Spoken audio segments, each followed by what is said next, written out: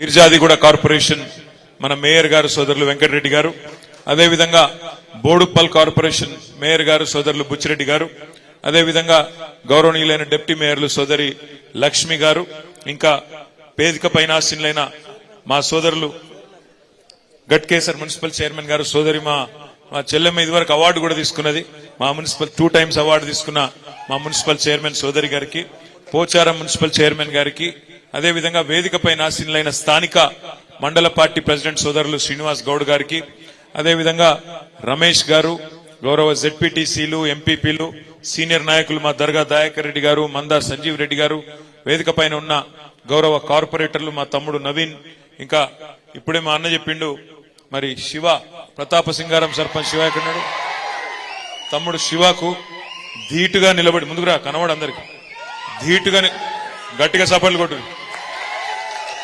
ధీటుగా నిలబడి అవతల వాళ్ళు ఎంత పెద్దవాళ్ళైనా పార్టీ పార్టీ అని చెప్పి గట్టిగా నిలబడి పోరాటం చేసిన మా తమ్ముడు శివాకి, సోదరుడు మీ అందరికీ ఆప్తుడు, ఇప్పటిదాకా చాలా బ్రహ్మాండంగా మాట్లాడిన డాక్టర్ చామకూర భద్రారెడ్డి గారు మా తమ్ముడికి, అదేవిధంగా ఈ రోజు ఈ కార్యక్రమంలో పాల్పంచుకుంటున్న మా అన్నదమ్ములకు, అక్కా చెల్లెలందరికీ, గట్కేసర్ మండలం గట్కేసర్ మున్సిపాలిటీ పరిధిలోని ప్రతి ఒక్కరికి, పాత్రికేయ మిత్రులకు పేరు పేరున అందరికి హృదయపూర్వకంగా నమస్కారం.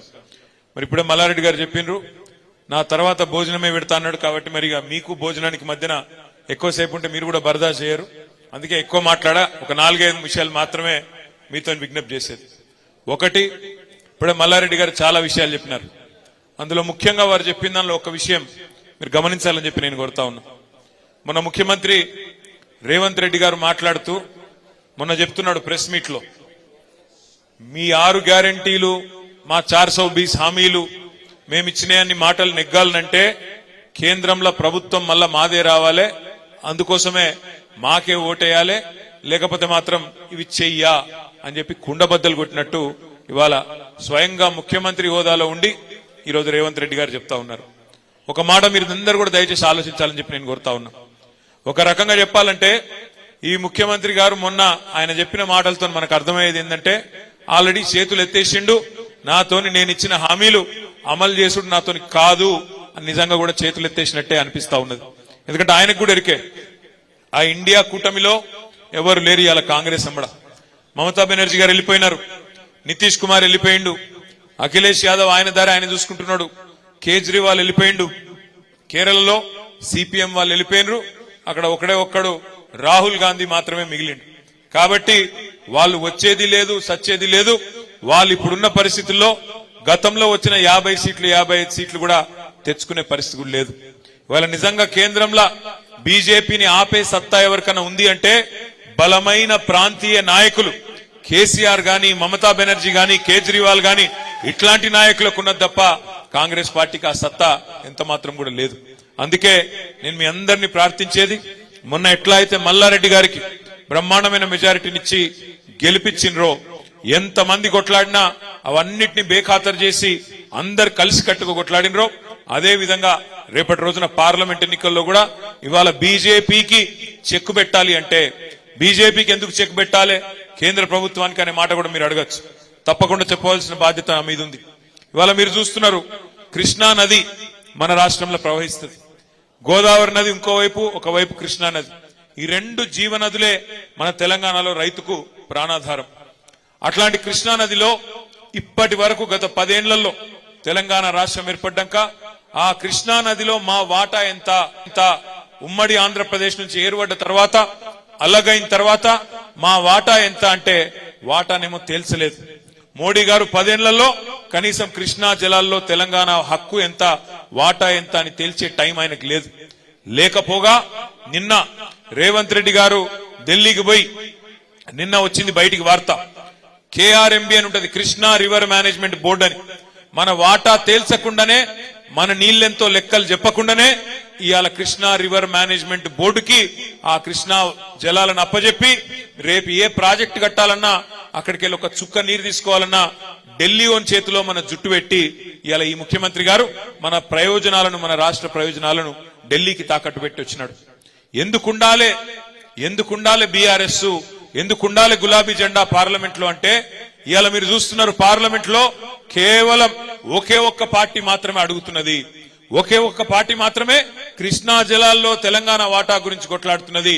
అది మన గులాబీ జెండా వేసుకున్న మన ఎంపీలే తప్ప ఇంకెవ్వరు కనీసం మాట్లాడతలేరు. కాంగ్రెస్ ఎంపీలు లేరు, బీజేపీ ఎంపీలేమో మాట్లాడే పరిస్థితి లేదు. అందుకే ఈ రెండు జాతీయ పార్టీలను నిలదీయాలన్నా, కేంద్రంలో మన హక్కుల కోసం మాట్లాడేటోడు ఉండాలన్నా, అక్కడ నిలదీసేటోడు ఉండాలన్నా, ప్రశ్నించేటోడు ఉండాలన్నా, గల్లా బట్టి అడిగేటోడు ఉండాలన్నా, రాష్ట్రానికి కావాల్సిన తెచ్చేటోళ్ళు ఉండాలన్నా ఈ గులాబీ జెండా వల్ల అయితే తప్ప కాంగ్రెస్ పార్టీ వల్లనో బీజేపీ వల్లనో కాదు. రాజ్యాంగబద్ధంగా చట్టబద్ధంగా మనకు రావాల్సిన ఇట్లా వస్తాయి. కానీ మనకి ఇంకా అదనంగా ఏమైనా రావాలి అంటే, గతంలో మల్లారెడ్డి గారు ఎంపీగా పనిచేసినారు, మంచిగా పనిచేసిండు, బ్రహ్మాండంగా ప్రశ్నలు అడిగిండు. ఆ తర్వాత ముఖ్యమంత్రి కేసీఆర్ గారు పిలిస్తే ఇక్కడికి వచ్చి ఎమ్మెల్యే అయిండు, తర్వాత మంత్రిగా మీ అందరికీ బ్రహ్మాండమైన సేవ చేసినాడు. ఇలా ఆయనతోని మేము ఇవ్వాలని కూడా పోటీ పడే పరిస్థితి లేదు మల్లారెడ్డి గారితో. ఎందుకంటే ఆయన మా అందరికంటే యువకుడు, ఉత్సాహవంతుడు, మా అందరికంటే ఎక్కువ ఉరుకులాడతాడు. ఆ ఉరుకులాటంతా మీకోసమే.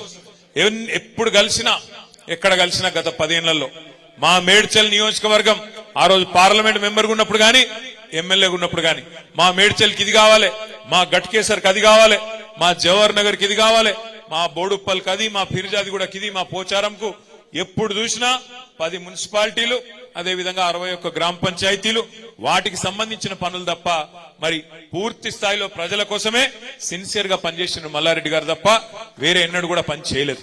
వాళ్ళ సొంత డబ్బులు పెట్టి 125 గుడులు కట్టించిన, దాదాపు 60-70 కోట్ల రూపాయలు ఖర్చు పెట్టి సీసీ రోడ్లు వేసినా ఆయన కమిట్మెంట్ కి ఇదంతా కూడా నిదర్శనం అనే మాట కూడా నేను మీకు విజ్ఞప్తి చేస్తా ఉన్నా.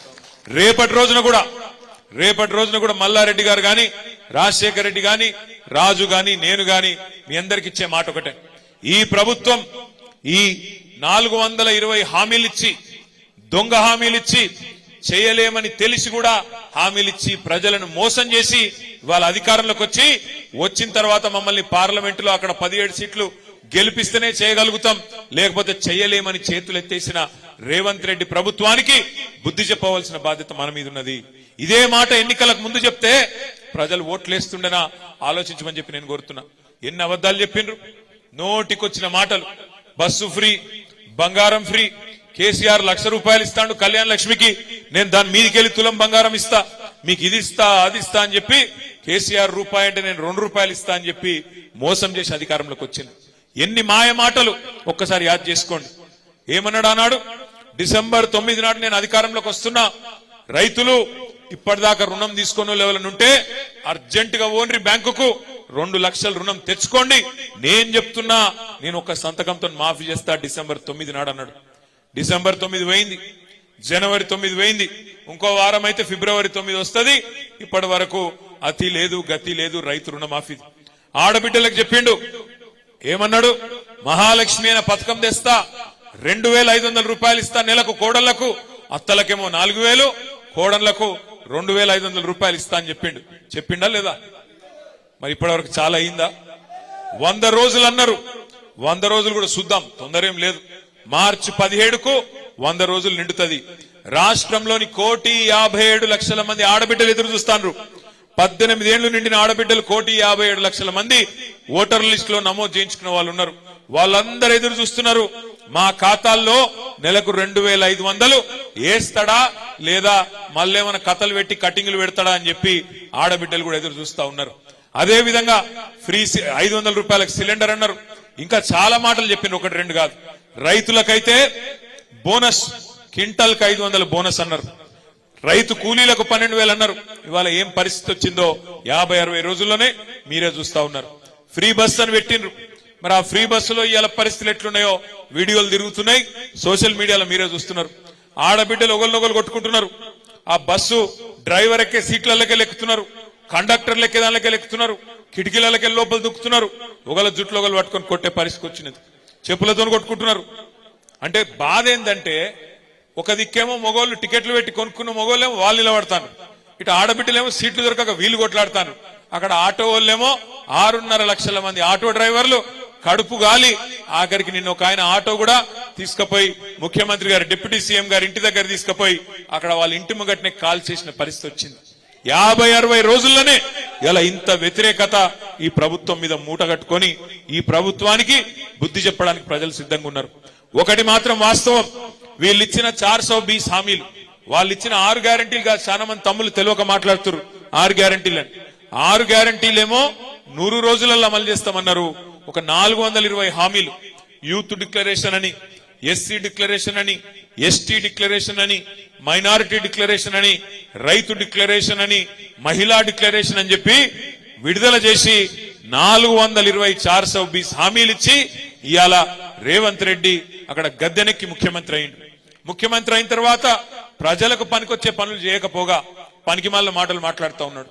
ఆయన అంటాడు కేసీఆర్ ను బీఆర్ఎస్ ను 100 మీటర్ల లోపల బొంద పెడతా పాతి పెడతా అని మాట్లాడుతున్నాడు. ఆయన తిప్పి కొడితే 3 ఫీట్లు లేడు, ఆయన అంటే 100 మీటర్ల లోపల మనం పాతి పెడతాడంట. దయచేసి నేను మీ అందరికి చేసే విజ్ఞప్తి ఒకటే, ఇట్లాంటి వాళ్ళని మస్తుగా చూసినాం ఇదివరకు కూడా ఈ గులాబీ జెండా లేకుండా చేస్తా, తెలంగాణ ఎక్కడిది అట్లా ఇట్లా అడ్డం పొడుగు మాట్లాడిన వాళ్ళు ఈయన కంటే పెద్ద పెద్ద తీస్మార్ ఖాన్లు ఉండే. ఇదివరకు 2001 నుంచి 2014 దాకా వాళ్ళతోనే కొట్లాడినాం. అట్లాంటి తీస్మార్ ఖాన్లనే ఇలా మాయం చేసి తెలంగాణ తెచ్చిన కేసీఆర్ కు ఈ బుడర్ ఖాను పెద్ద లెక్క కాదు అనే మాట కూడా నేను మీకు విజ్ఞప్తి చేస్తా ఉన్నా.